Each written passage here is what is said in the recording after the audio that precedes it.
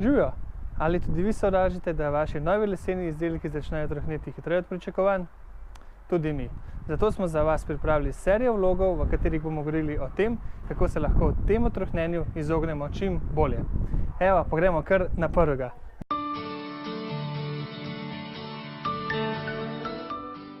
Hvala, Domen, za tako lep uvod. In začeli bomo kar z ograjem.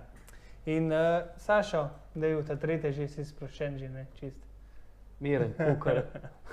No, pa kar povej, kaj so najbolj pogoste napake pri montaži oziroma čemu se moramo izogniti. Tako, kar je Domen rekel, lahko izberete ful dober material, pa lahko kupite ful dober preparat, pa vse zadevo zaščite, pa se vam še vedno lahko zgodi v zelo hitrem času nekaj takega, da zadeva zgnoji. Zakaj? Zato, ker je bila čisto narobe montirana. No, kakor je Domen rekel, bomo danes z ograjem, pa da ne bom pozabil, ker jih je toliko veliko, bi kar začel od spodaj navzgor. Najprej, ko montiramo steber, je fino, da je od spodaj zrak, zato, ko je zadeva stoji na tleh, da je od spodaj lepo zračenje, da zadeva ne bi od spodaj vlekla vlago na sebe. Potem, če gremo na samo podkonstrukcijo, ki jo montiramo, je zelo pomembno, da podkonstrukcijo montiramo da se ograjni elementi ne vijačijo direktno na železne stebre, ampak da se prvo na podkonstrukcijo, potem pa podkonstrukcija na železne stebre. Zdaj, potem, ko damo elementi sami, je zelo pomemben tudi, kakšni so. Zdaj, vodoravna ograja je v resnici majhen bolj dovzetna, da se hitreje poškoduje, kakor pa navpična. Na vpični ograji recimo hitreje voda odteka dol in je toliko boljš. Pri vodoravni pa se lahko zgodi, da voda tukaj stoji. In recimo tukaj je ena taka lepa rešitev, ki je ograja izrezana na romb, pomeni, da voda zelo hitro dol odteka in tukaj voda ne zastaja. To je ena opcija. Druga opcija je recimo, da se naredi ta krožen rob, tudi hitreje voda odteka dol in voda ne zastaja gor na vrhu. Potem je pa še streha, ki jo zaščitimo. Zdaj steber posebej zaščitimo lahko s tako strehico. Lahko se takole oblikuje, da je špičast, da voda tudi hitreje odteka.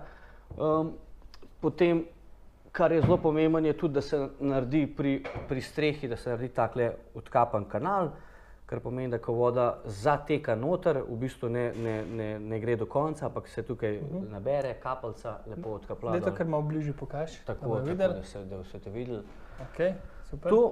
Potem pa še strehico na vrhu samo lahko zaščitimo, da jo še dodatno zaščitimo praktično, kar je recimo res optimalno, je pa, da gre na vrhu še pločevinasta strehica, tako da praktično tudi ta les, ki je najbolj na udaru, je zaščiten, da ga ni treba recimo menjati čez nekaj časa, se da še pločevinasta zaščita, kar je pa čist top zadeva.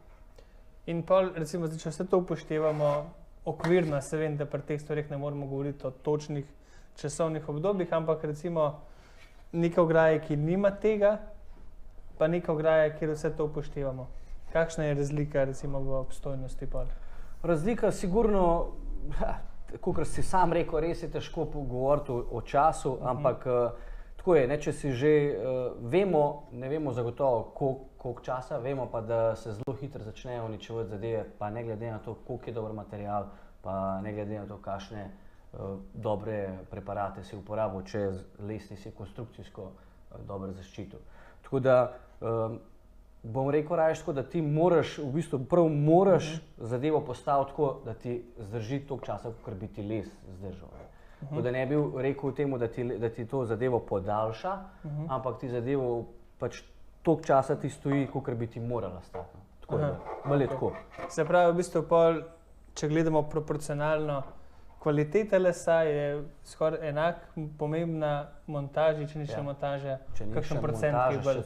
Ja, tako, točno tako je. V bistvu ne moramo govoriti, da mi podaljšamo zadevo, ampak da v primeru napačne postavitve zadevo skrajšamo. Evo, pol je to. Bi še kaj dodal? Bi dodal še eno stvar, in sicer zdaj, kar se tiče konstrukcije, smo res veliko povedali, sem bil res hiter, pa sem poskušal vse zajeti.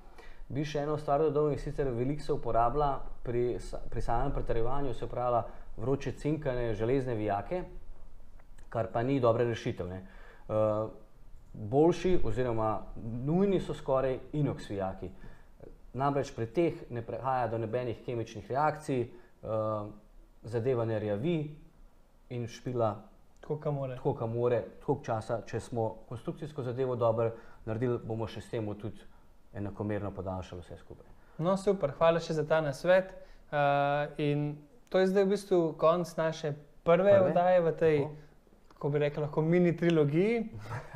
Govorili bomo še o podestih in o vrtnih lopah, podobna tema, samo pač drugi izdelki. Konstrukcijsko se drugače to dela. Ja. Tako, zato da boste vi dobili čim boljšo sliko in da boste naslednjič, ko bo prišel nekdo leseni izdelek vam montirati, da boste znali ga nadzorovati, ne pa da boste vedeli, kaj je dobra, pa kaj je slaba montaža. Da boste seznanjeni s temi informacijami. Se pravi, vidimo se pol čez 14 dni, do takrat pa komentirajte, lajkajte, šerite, mahajte, karkoli. Postavljate tudi vprašanje, to vas res spodbujamo k temu, da postavite vprašanje in bomo mi poskušali na njih čim bolj konkretno odgovoriti. Tako da to je pa to od naju in se vidimo čez 14 dni. Lepo bote. Čau! Adijo!